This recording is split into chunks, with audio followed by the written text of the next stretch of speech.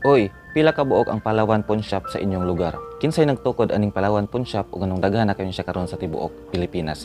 Kana ang sulod sa itong video karong adlaw. Ang nagtukod ni ining Palawan Pawn Shop mao ang Rodriguez family. Pero gipalit ni siya sa usa ka tawo. Siya si Bobby Castro. Si Bobby Castro, nag-eskwela ni siya sa Manila sa UP.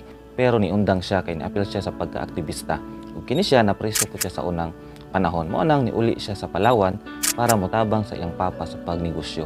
Kaya ang papa is naman po'y negosyo na po'y karinderya. So gibuhat ni Bobby Castro is nagtabang-tabang sa iyang papa. O kini siya sa una pod is nag-export pod og mga product gikan sa Palawan padulong dito sa Hong Kong. Kini si Bobby Castro naminyo pod ni siya. Ang iyang asawa mao ay nagtabang sa iya sa paglago sa Palawan Pawn Shop. Siya si Angelita. So kay ina ang tag-iya sa Palawan Pawn Shop original is ang Rodriguez family pero gipalit ni Bobby Castro sa kantidad ng 40,000 pesos. Nahitabo ni siya katong 1980. So karon ang tag-iya na sa Palawan Pawn Shop si Bobby Castro na. O grabing paningkamot ni Bobby Castro uban iyang asawa na si Angelita para mulago ni siya ang gitawag na Palawan Pawn Shop.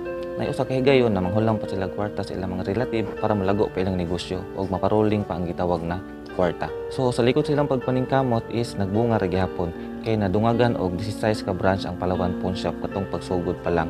Ug sila nitabok po dito sa Negros, particularly sa Cadiz, sa Victoria ug sa Silay. Pero kuyaw kaayo ni si Bobby Castro mga ka-Oy Nation kay ilang style sa una sa pag-span is maato sila sa mga lugar na wala pay mga pawn shop ug dito sila magtukod og ilahang mga branch. So solo nila ang gitawag na negosyo. Katong 2003 is gidungagan sa Palawan Pawn Shop ug ni Bobby Castro ilang serbisyo.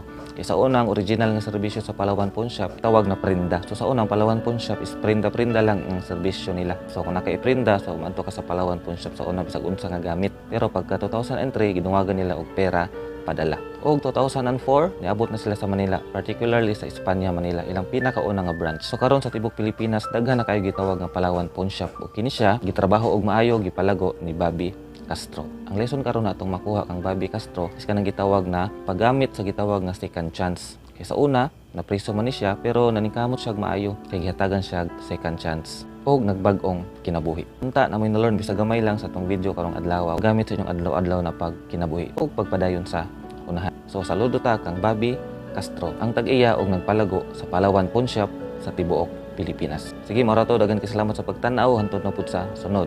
Follow for more.